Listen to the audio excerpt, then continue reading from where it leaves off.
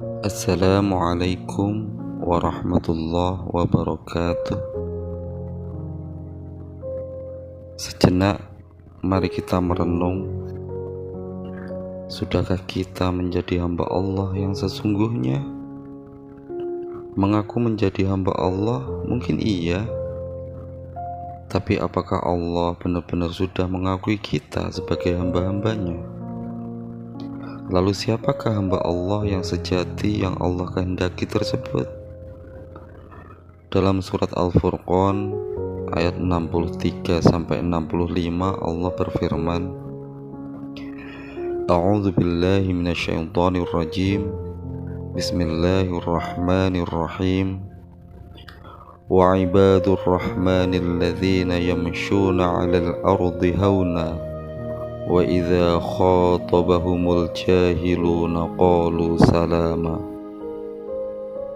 Wa ibadur rahman, hamba-hamba Allah yang maha pengasih, itu alladzina, yaitu orang yamshuna 'alal ardi, yang ketika mereka berjalan di atas bumi, haunan, mereka merasa rendah hati, wa idza khatabahumul jahilun, dan ketika mereka diajak bicara oleh orang-orang yang bodoh, qalu salama, maka mereka menjawab salam, salam. Dalam hal ini Allah menjelaskan bahwa kriteria yang pertama yang harus ada pada seorang hamba yaitu rendah hati, tidak sombong. Kriteria yang kedua, Allah juga menyebutkan wa idza khatabahumul jahiluna qalu salama. Jika ada orang bodoh mencaci kita, menghina kita, penuh kedengkian pada kita, kita harus tetap lembut dan tetap sabar dalam menghadapi perilaku buruk. Kita harus tetap sabar menghadapi perilaku buruk mereka yang menyakiti hati kita. Bahkan Allah mencontohkan qalu salama, hamba-hamba itu akan menjawab cacian tersebut dengan salam, salam. Karena pada hakikatnya, siapa yang menakdirkan mereka untuk mencaci? Allah. Kenapa Allah mendatangkan mereka pada kita? Untuk menguji kita tentunya. Seharusnya kita bersyukur pada Allah, karena yang mencaci itu mereka, bukan kita. Yang antagonis itu mereka, bukan kita. Kita harus bersyukur kepada Allah. Sehingga dengan demikian akan tumbuh rasa iba dalam diri kita terhadap mereka yang sudah menzalimi kita. Sehingga kita mau menjawab cacian-cacian mereka dengan doa, ya Allah, semoga ampuni mereka, semoga beri hidayah pada mereka.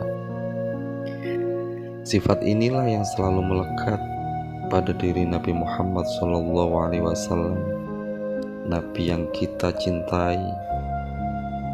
Bahkan ketika orang-orang kafir menolak dakwahnya dengan fitnah, dengan cacian, bahkan dengan kekerasan, dan beberapa kali menjadi target pembunuhan, Nabi tetap berdoa, mendoakan mereka, Allahumma hdi qaumi fa innahum la ya'lamun. Ya Allah, berikanlah hidayah kepada kaumku, fa innahum la ya'lamun, karena sesungguhnya mereka itu hanya tidak tahu. Nabi bukan diturunkan oleh Allah sebagai lakon dalam dongeng-dongeng penghantar tidur, bukan, melainkan sebagai percontohan bagi kita umat manusia. Dalam ayat selanjutnya Allah menyebutkan walladzina yabituna lirabbihim sujjada wa qiyama.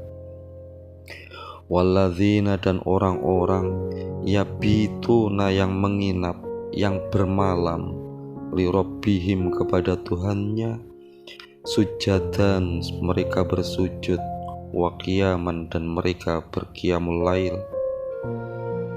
Kalau dalam arti bebas, dan mereka yang di malam hari sujud dan qiyamul lail dengan Tuhannya. Di sini Allah menyebutkan lafal yabituna, artinya itu bermalam, menginap. Ini menandakan bahwa tidak cukup 5 menit, 10 menit, 1 jam, 2 jam tidak cukup.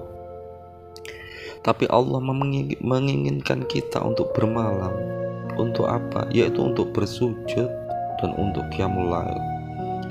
Hamba-hamba yang diharapkan Allah adalah hamba-hamba yang malam-malamnya terasa panjang untuk bersujud dan berqiyamul lail, membaca Al-Quran, berzikir, membaca sholawat, dan menelaah ilmu-ilmu agama. Mereka selalu merasa kangen, merasa rindu pada Allah, ingin selalu mendekat pada Allah.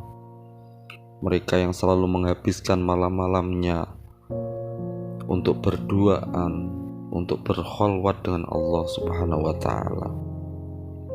Ini selaras dengan apa yang telah disampaikan oleh Gus Dur dalam syairnya, kudu rangkulan rino lan wengi.